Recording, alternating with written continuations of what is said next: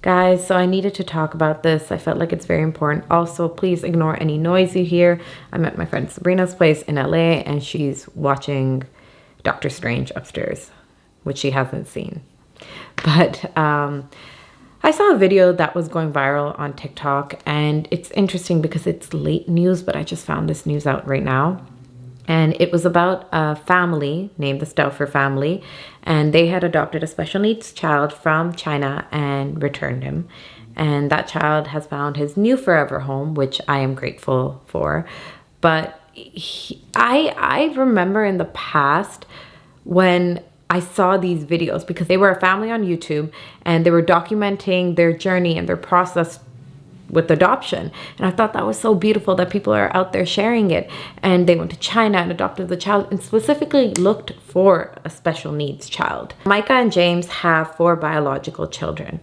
And Micah had posted in this blog called China Adoption Questions, and where she asked questions about the process of adoption, especially to adopt a special needs child.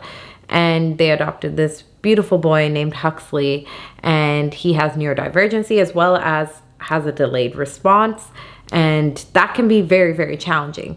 But it's so interesting to me because when I think back about my adoption, yes, I cannot compare myself to what Huxley is going through, but I know that when my parents adopted me and they found out that I had a physical defect and were told that I was not going to survive and were told all this other information, and the orphanage said you can exchange your child, basically like a defective toy. If you've seen my adoption video, you've known I've talked about this. And my mom and dad, and even though my dad didn't even meet me yet, my mom and dad said, no, she's not a defective toy. She's our daughter. We're going to take care of her for however long. I also have a cousin of mine who sadly passed away, and he was a special needs child. And when I say that my family, my uncle and aunt, devoted their whole life to him in every single way, that was their child. And they were going to take care of him regardless. He wasn't adopted, but you know, that was their biological child. So I always think about the question that if this was Micah and James's biological child, what would they have done? What would they have done? Micah talked about a couple of complications with Huxley. She talked about how he would stare when he would eat. Many neurotypical kids will stare. And she talked about how it made her husband uncomfortable. And I keep thinking, your husband is an adult. Look, the child's making him uncomfortable? Like, what is going on here? And Huxley also had an issue where he would constantly suck on his thumb. But you know what she did? She duct taped her child's fingers. I have never heard of that. And if there is that process, then I'm totally wrong. But I have never heard of that. She talked about in a video, and I can quote this. She said, my child is not returnable. He's our son, and that's that.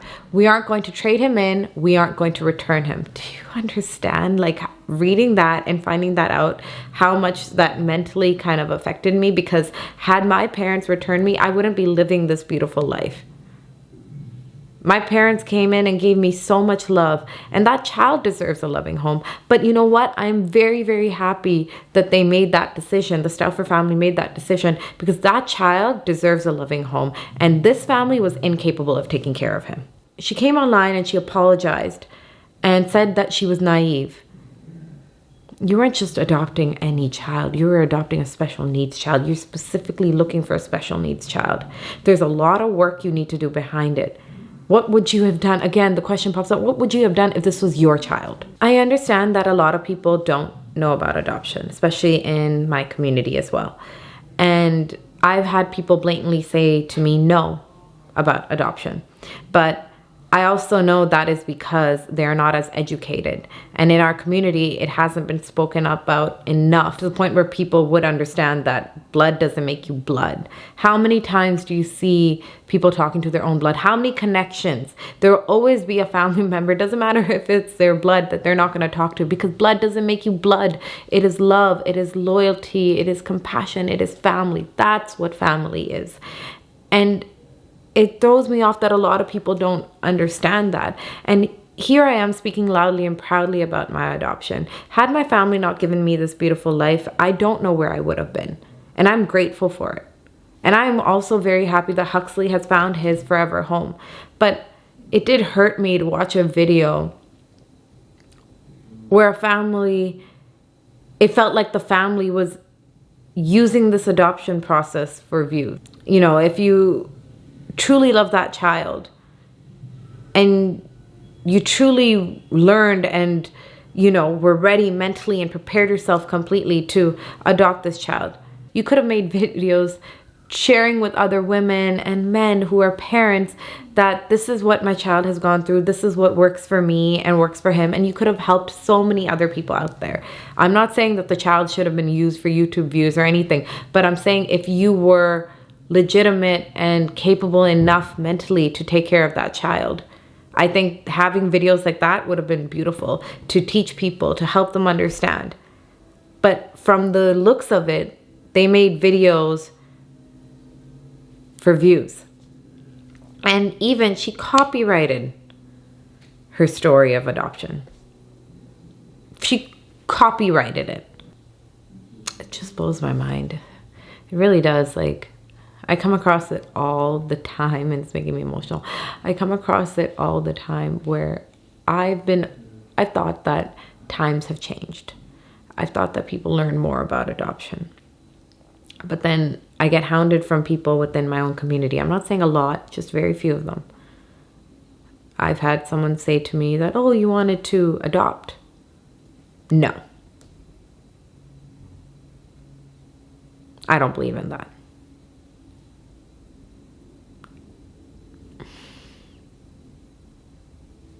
I don't know. I just feel like this is the one topic that is not really spoken about a lot within our community.